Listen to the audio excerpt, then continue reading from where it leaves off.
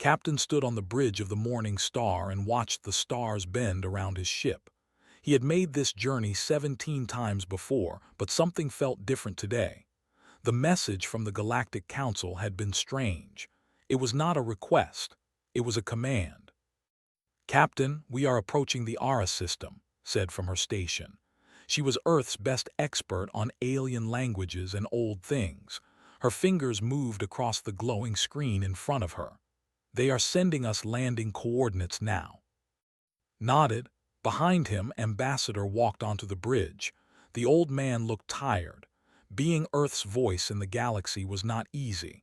The other species barely listened to humans. They thought Earth was young and foolish. "Any idea why they called us?" asked. "No, sir," replied. "The message only said it was urgent, something about the Grand Archive." Turned in her chair. The Grand Archive is where they keep all the old knowledge, records from dead civilizations, things that existed before the Council was formed. The ship dropped out of faster-than-light travel. Ara appeared in front of them. It was a beautiful world, covered in silver cities and green forests. Ships from 100 different species floated in orbit. Recognized the massive vessels of the small, quick ships of and the strange living ships of the. They landed at the Council building. It was huge, made of white stone that seemed to glow. When they walked inside, noticed how the other species looked at them. Some seemed curious. Most seemed annoyed. A few looked afraid, though could not understand why. A thin creature with 4 arms met them. It was an Aaron named Humans, it said in its musical voice. "You are late." "We came as fast as we could," said politely. Did not respond. It simply turned and walked down a long hallway. The humans followed. The walls were covered in symbols and pictures. Eyes went wide as she looked at them. "These are old," she whispered. "Really old, older than any human writing." They entered a massive room. The ceiling was so high that could barely see it. Shelves filled with data crystals stretched in every direction. In the center of the room, 12 aliens stood waiting. They were the council leaders, one from each major species. The largest one stepped forward. It was a huge and covered in thick scales. "Ambassador of Earth, we have called all species to the archive for an important announcement." Bowed slightly. "We are honored to attend." The eyes narrowed. "You may not feel honored when you hear what we have discovered." Another council member spoke. This one was small and blue with dozens of eyes. "For 300 years we have been studying the old texts, the writings left by civilizations that came before us. We have learned much." "Every species has a true name," the continued. "Not the name you call yourselves, the name that the ancient ones gave you. These names tell us things, important things about who you are and where you come from." Felt a strange feeling in his stomach. He looked at. She was writing everything down on her device. "We have found the true names of all council species," the blue alien said. "Most are simple, names that speak of home worlds or physical traits, but some names are concerning." The room fell silent. Other aliens had gathered to listen, hundreds of them from dozens of worlds. "What is Earth's true name?" asked. The and the blue alien looked at each other. Neither spoke. "That is why you are here," said from behind them. "Your true name is in the archive, but it is locked. The ancient ones put a warning on it, a warning that says some knowledge is dangerous." Stepped forward. "Can we see it? The warning, I mean." They seemed to think about this. Finally it nodded. "Follow us." They walked deeper into the archive. The other aliens did not follow. Noticed them whispering to each other. They looked nervous. They reached a section where the walls were different. They were dark metal instead of white stone. In the center was a single data crystal. It floated in the air, surrounded by red light. "This is it," the blue alien said. "The file that contains Earth's designation." Moved closer. She could see symbols on the crystal. They were old, written in a language that had been dead for thousands of years. but she had studied dead languages her whole life. "Can you read it?" asked quietly. "Parts of it," said. Her voice shook a little. "This symbol here, it means warning, and this one means seal or lock, but this one," she pointed to a complex glyph that seemed to pulse with dark light. "I have never seen anything like this before." "No one has," the said. "That glyph appears in only one other place in the entire archive, in the section marked Forbidden Knowledge, the section that speaks of the Scourge." Had heard stories about the Scourge. Every species had them. They were monsters from the old times, creatures that had nearly destroyed the galaxy. "What does Earth have to do with the Scourge?" demanded. The blue alien's many eyes blinked slowly. "That is what we are trying to discover, but the ones who wrote this warning were clear. They said that learning your true name could bring great danger. They said it was better to let some secrets stay hidden." Reached out toward the crystal, the grabbed her arm gently. "Do not touch it, the security system will activate." "What kind of security system?" asked. No one answered. They stood in silence, looking at the floating crystal. Inside it was Earth's secret.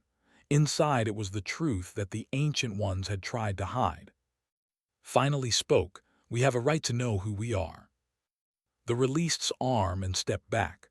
"Perhaps, but rights and wisdom are not always the same thing. We will give you time to think, 3 days, then you must decide if you want us to open the file." As they left the archive, looked back once. The crystal still floated there, glowing with red light, waiting, hiding Earth's true name. And somewhere in the back of his mind, a small voice whispered that maybe some secrets should stay buried forever. Could not sleep. She lay in her quarters on the morning star and stared at the ceiling. The symbol from the crystal kept appearing in her mind, that strange, dark glyph that no one could read. She sat up and activated her computer. Maybe she could find something in the old texts, something that would help her understand. A knock came at her door. It was late, almost midnight by Earth time. "Come in," she said. The door opened. A young man entered. His name was, and he was the ship's engineer, but knew he was also very good with computers, too good sometimes. "I heard you were still awake," said. He carried a small device in his hand. "I thought you might want to see this." "What is it?" "The archive's security system is connected to the Council's main network," explained. He sat down and showed her the device's screen. "I have been watching the data traffic. Something strange is happening." Leaned forward. "What do you mean?" "After we left the archive today, the Council members started sending messages.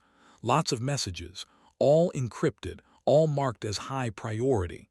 He tapped the screen. "They are talking about us." "Can you read the messages?" Shook his head. "The encryption is too strong, but I can see who is sending them, every council member, and also the leaders of 40 other species. They are all talking to each other about Earth." Felt a chill run down her spine. Why would they hide this from us? Before could answer, there was another knock. This time it was. She was part of Earth's military intelligence. Her job was to keep humans safe. "We have a problem," said. Her face was serious. "I found surveillance devices in our quarters. Someone is watching us."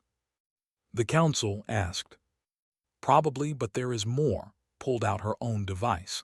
"I have been monitoring the other species here. Their behavior has changed. Yesterday they ignored us. Today they avoid us.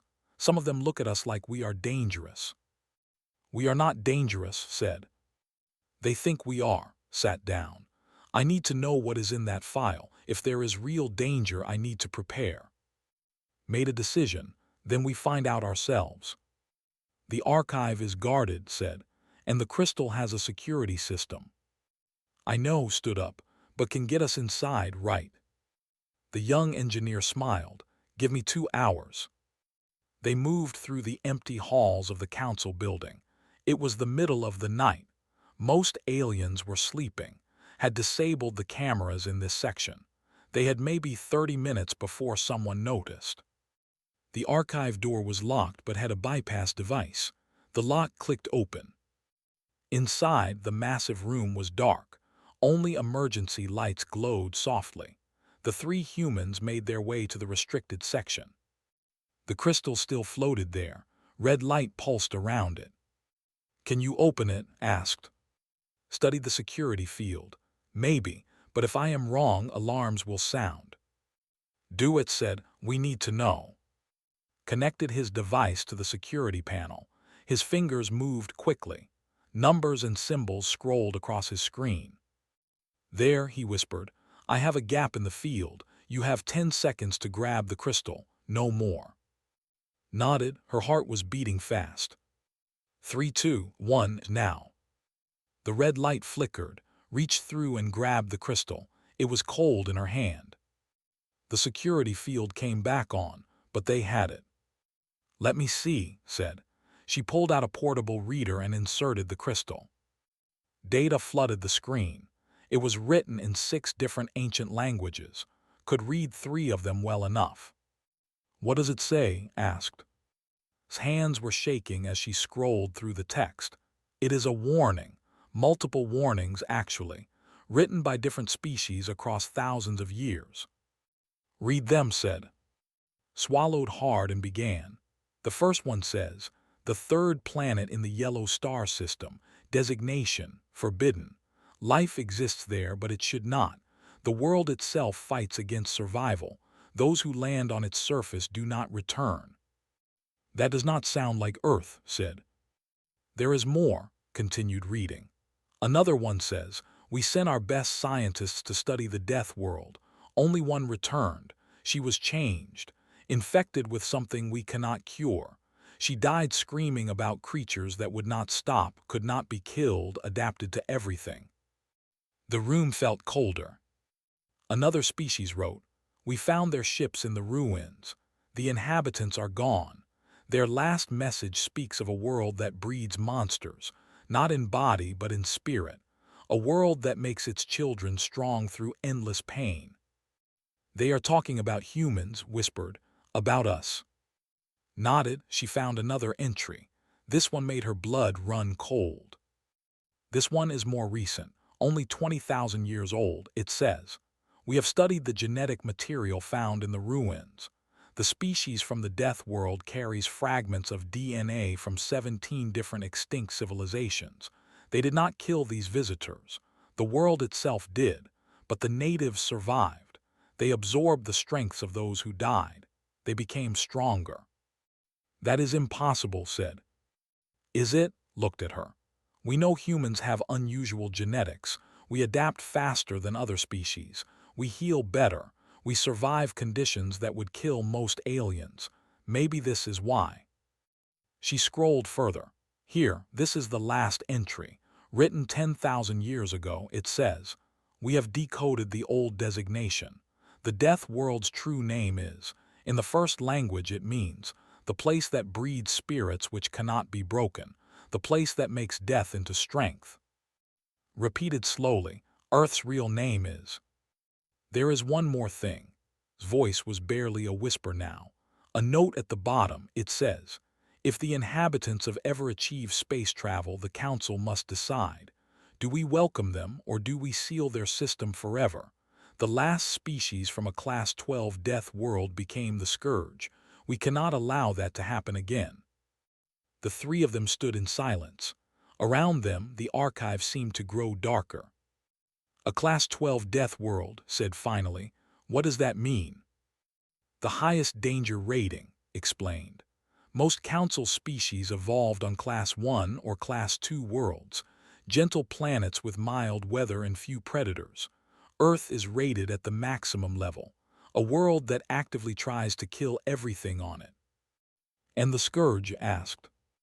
"The monsters from the old stories, the ones who nearly destroyed the galaxy," looked at the crystal in her hand. "They came from a world like Earth, and the Council thinks we might become like them." His face was hard. "We need to tell the captain and the ambassador. They need to know what we are facing." As they left the archive, looked back at the empty space where the crystal had been floating. The security field pulsed red, waiting for something that was no longer there. They had the truth now. Earth's secret was revealed, but wondered if knowing the truth would save them or doom them.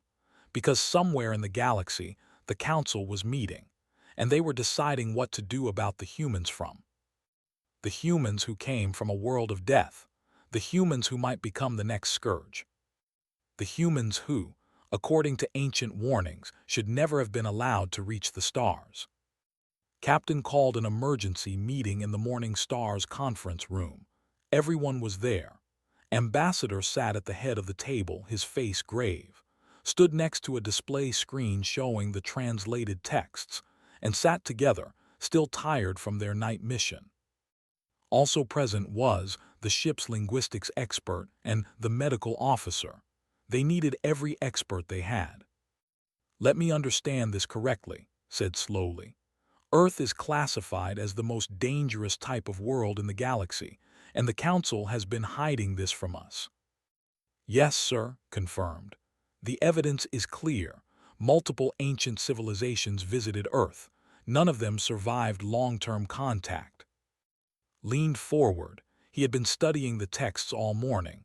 "I have translated more of the documents. The picture is worse than we thought." He activated his own screen. The designation appears in 73 different ancient databases. Each time it is marked with warning symbols, but there is something else, something missed in the first reading. "What?" asked. A pattern in the genetic data pulled up a complex diagram. The 17 extinct species whose DNA is found in humans, they did not die from Earth's environment alone. They died from something else, a plague. The room went silent. "What kind of plague?" asked. She was already pulling up medical files on her device. "The texts call it the death," said. "It appears in the galaxy every 50,000 years. It comes from deep space, from a region no one has mapped. The plague kills entire species in months. Whole civilizations disappear." "How does this connect to Earth?" asked. "Because Earth is the only place the plague did not work." His voice was quiet. "The ancient texts are clear. The death came to Earth at least 4 times. Each time it killed the visiting aliens. But the native species, the early humans, they survived." Stood up quickly. "That is impossible. A plague that can kill multiple alien species but not humans." "Not impossible," said. "Just unlikely, unless humans adapted to it. Unless Earth itself made humans strong enough to survive what killed everyone else." "The text suggests something worse," added. "They suggest that humans did not just survive the plague. They integrated it, made it part of themselves." She pulled up another document. "This is from a species called They existed 90,000 years ago. Their final message says, 'We found the survivors on the 3rd planet. They should be dead. The plague has changed them. They heal faster. They adapt faster. They are becoming something new. Something we do not recognize. We are leaving this system. We recommend it be marked as quarantined forever.'" Felt sick. "Are you saying humans are carriers of this plague?" "No," said firmly. She had been running calculations.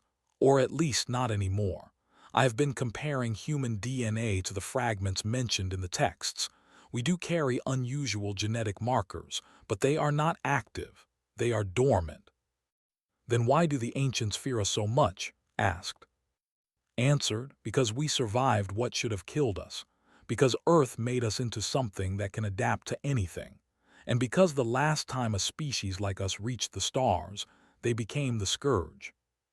He pulled up a new file. "I found this in the deepest section of the stolen data. It is a historical record. The scourge were not always monsters. They were explorers at first. They came from a world similar to Earth, a Class 11 death world.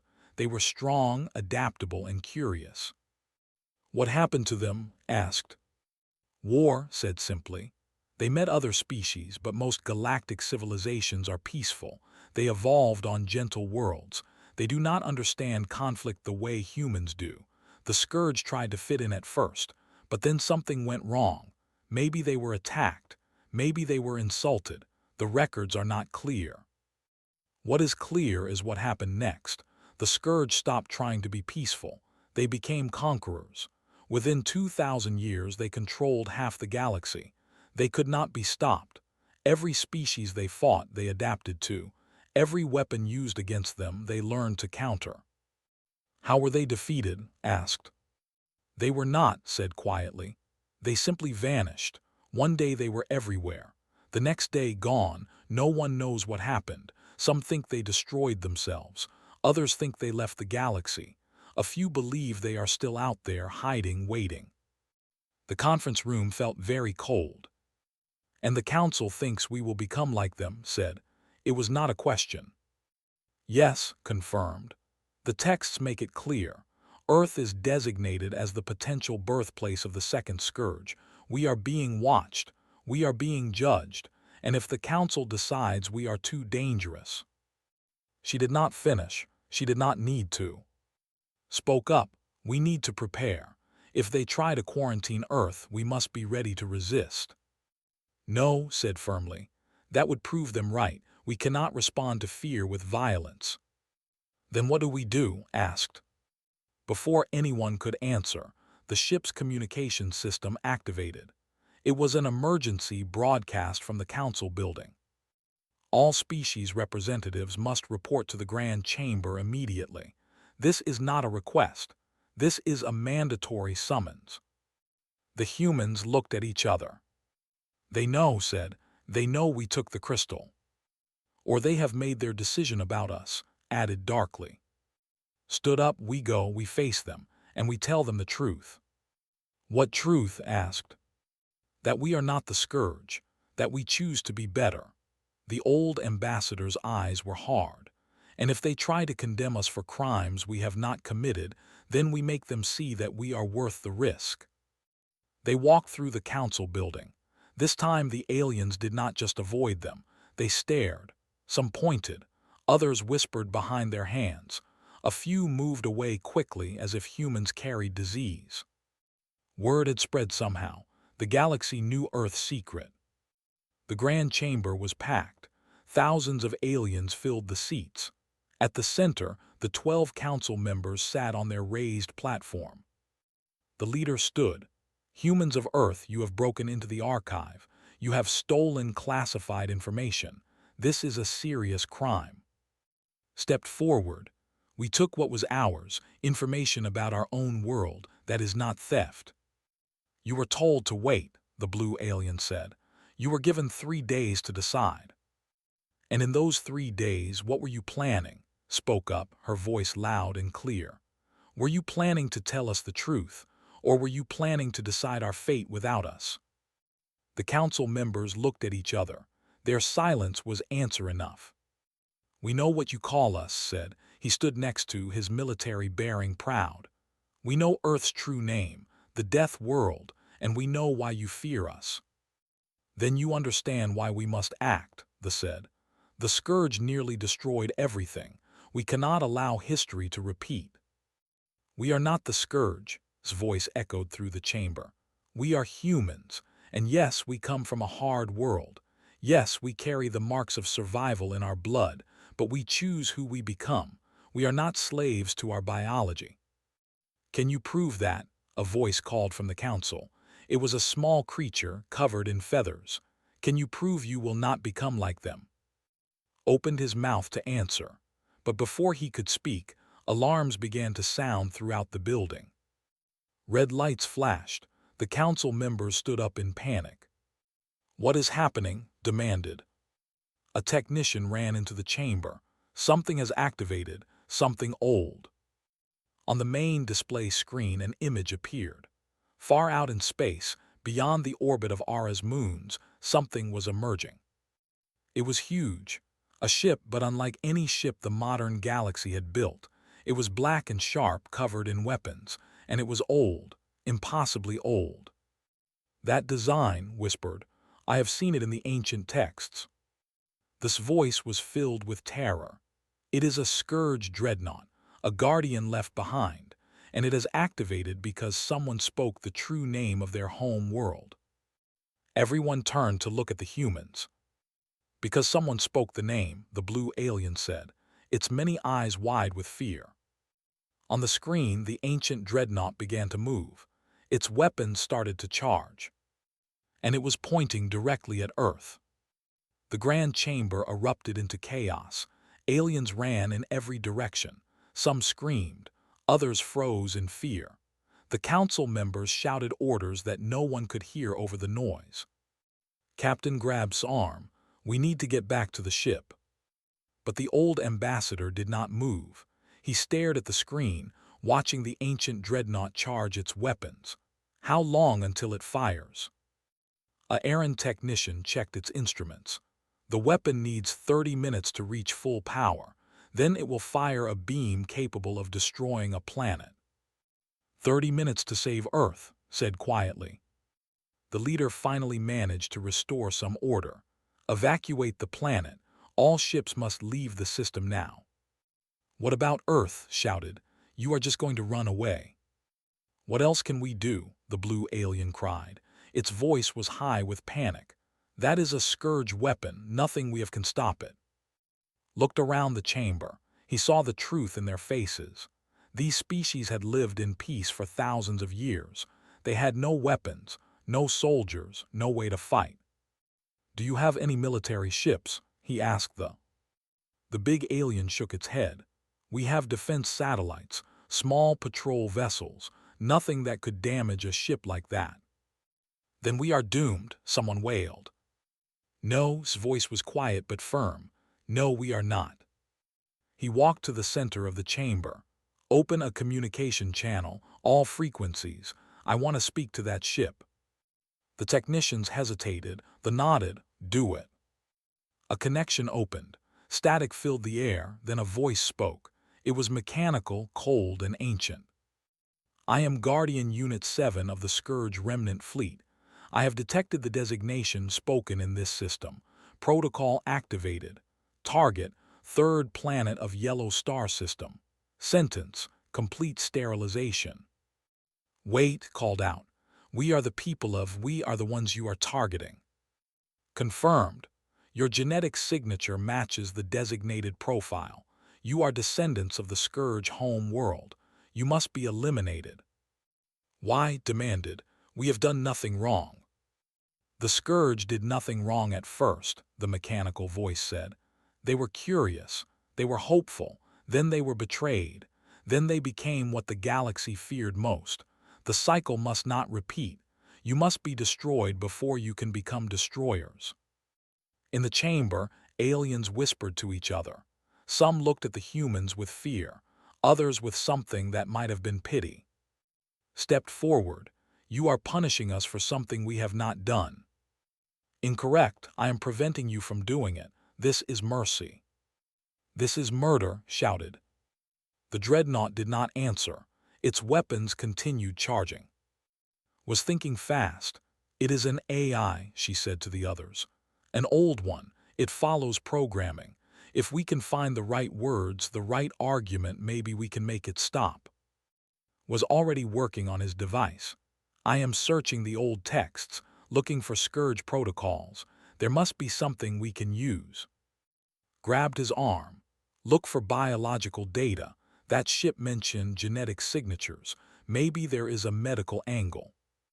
On the screen, the weapon's charge reached 20%, 25%. We are running out of time, said. Tried again. Guardian Unit 7, you say the Scourge were betrayed. What happened to them? They met the galaxy. They tried to join the council. They shared their knowledge, their technology, their culture. The AI's voice did not change, but somehow it seemed sad.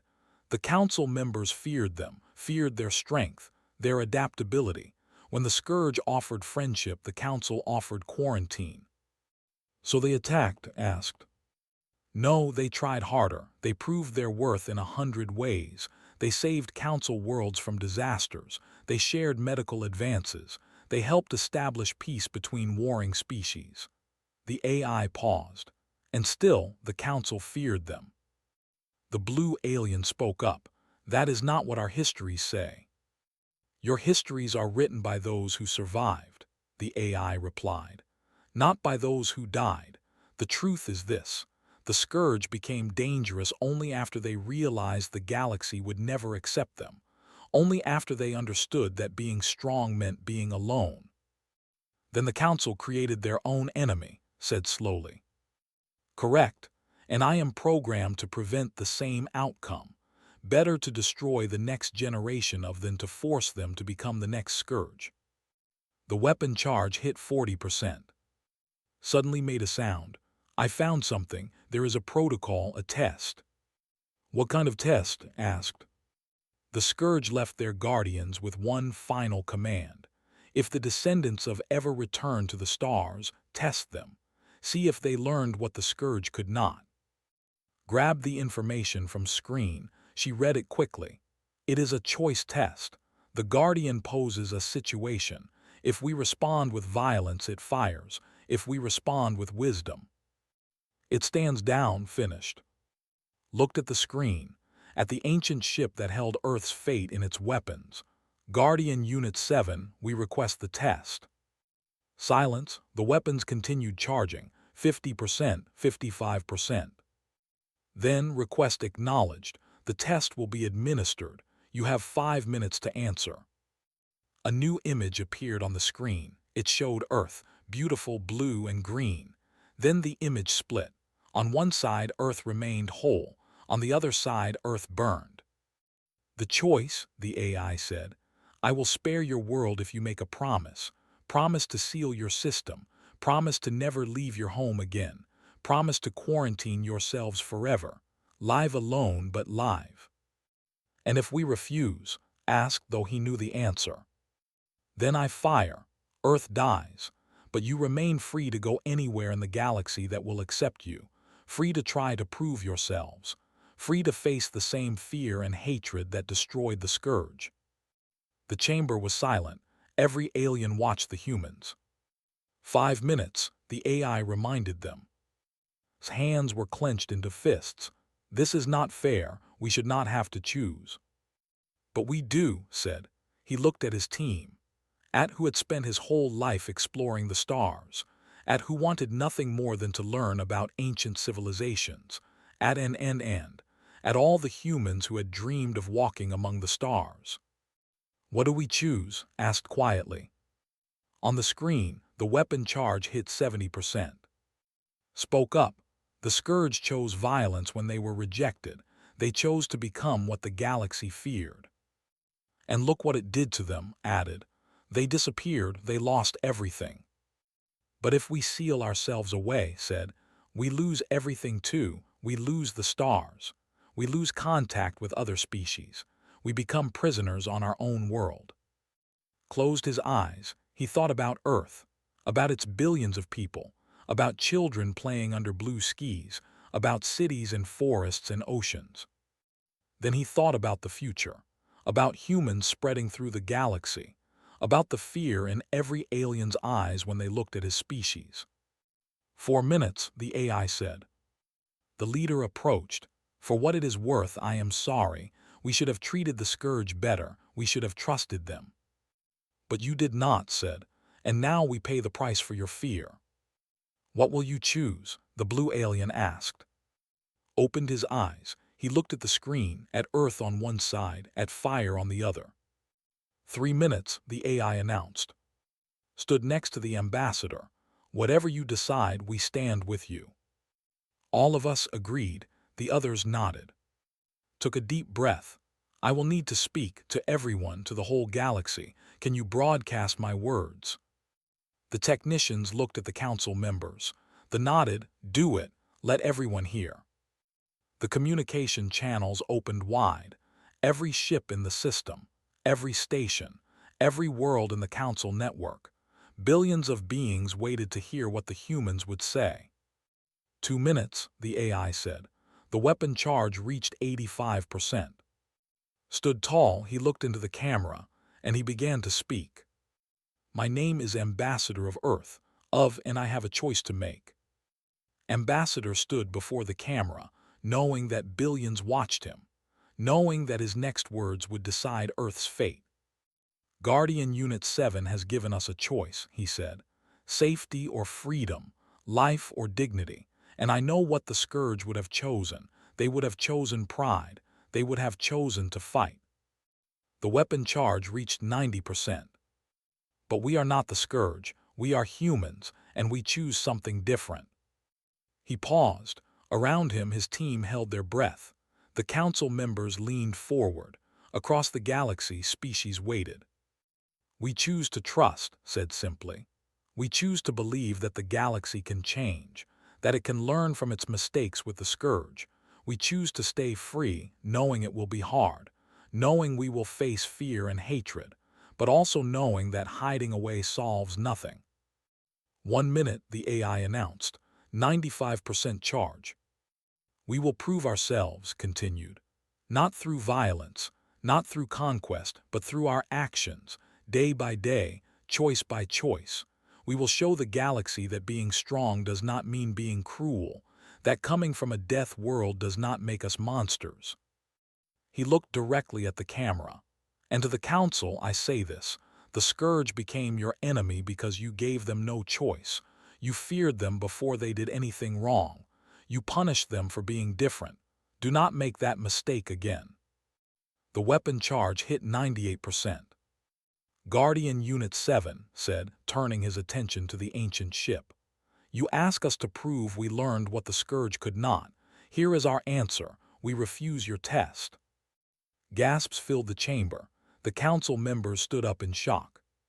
We refuse, repeated, because your test is based on fear. It assumes we will become monsters. It assumes the galaxy cannot change. We reject both assumptions. 99%, the AI said. So here is our choice. His voice grew stronger. We will not seal ourselves away. We will not hide from the galaxy. But we also will not become what you fear. We will walk a third path. The path the Scourge never found.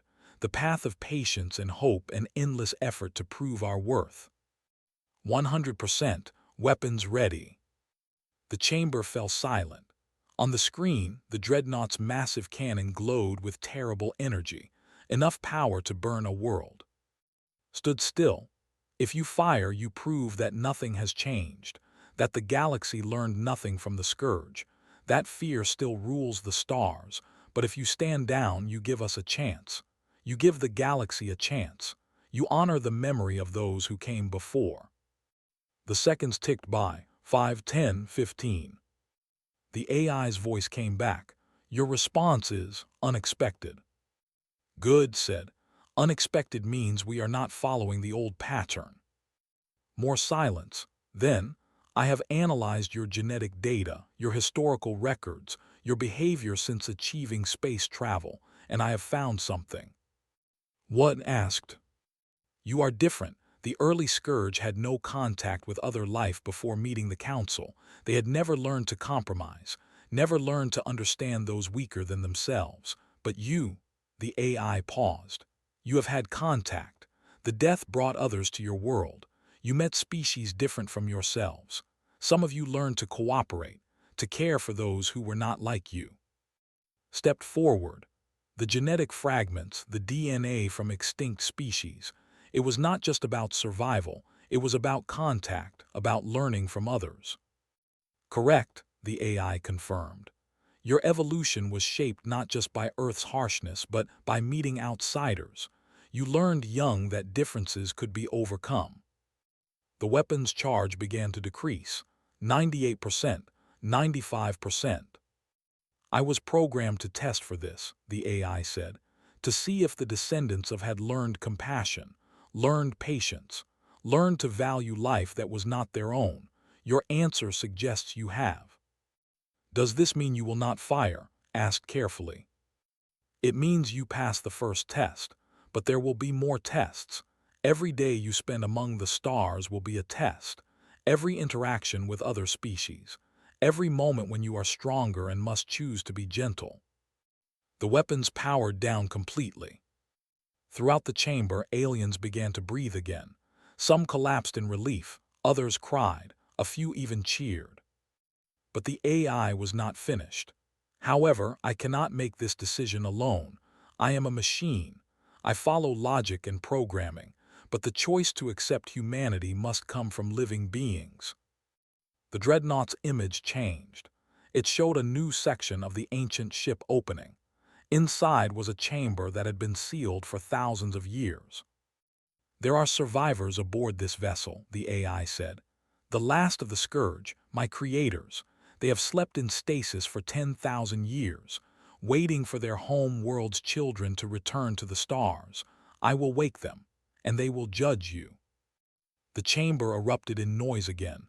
The Scourge were not extinct. They were here, alive. How many? The demanded, its voice shaking. 312 individuals. They will be awake in 1 hour. They will come to Ara, and they will meet you. The connection ended. The screen went dark. Turn 2, what have we done? Bought us time, the old ambassador said, and maybe a chance.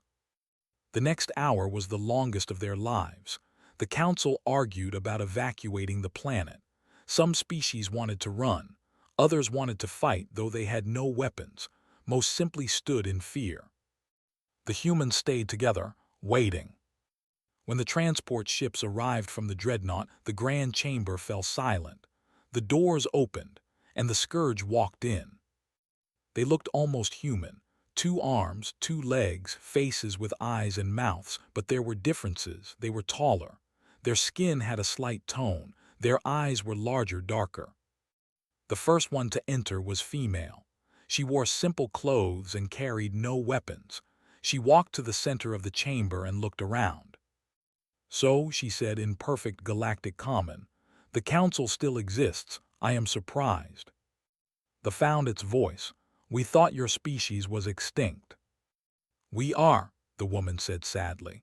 These 300 are all that remain. We fled the final war, sealed ourselves in sleep, waiting to see if our home would ever produce another generation capable of reaching the stars. She turned to the humans. And you are them, you are the children of. Bowed slightly, we are humans from Earth. Earth, she repeated. You renamed it good, a fresh start. She walked closer, studying them. You look like us, but softer, gentler around the eyes. We are not warriors, said. Neither were we, not at first. The woman's expression was pained. I was a scientist, an explorer. I wanted to see the galaxy, to learn, to share. What happened? Asked gently. Looked at the council members. They feared us. Everything we did they interpreted as a threat. When we built strong ships, they said we were building weapons. When we shared technology, they said we were trying to gain influence. When we defended ourselves, they said we were aggressive. The blue alien spoke up. You attacked our colonies. After you attacked ours first, voice rose. After you tried to quarantine us, after you spread lies about us across the galaxy, we defended ourselves, and yes, we went too far. We became what you feared, and we have paid the price. She took a deep breath, calming herself. But that is the past. You are the future, she looked at.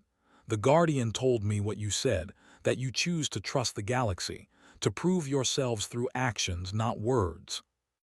Yes, confirmed. That is brave, said. Foolish perhaps, but brave. She turned to address everyone in the chamber. 300 of us remain. Not enough to rebuild our civilization. Not enough to threaten anyone. We offer you a deal. What kind of deal? They asked suspiciously. We will teach the humans everything we learned, our mistakes, our successes, how to be strong without being cruel, how to maintain dignity while showing respect. Eyes were bright. And in return, the galaxy will give humans a chance, a real chance, not tolerance, not fear, but genuine acceptance. How can we guarantee that? The Aaron asked. You cannot, said.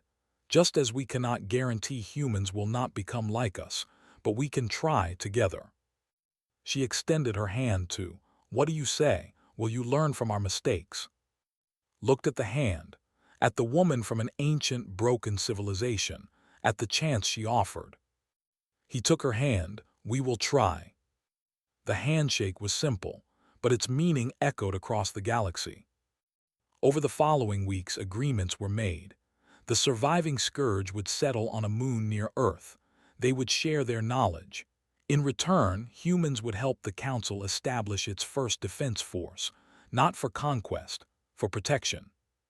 Humans would serve as the galaxy's defenders, the strong ones who protected the gentle ones, the Death World species who chose to use their strength wisely.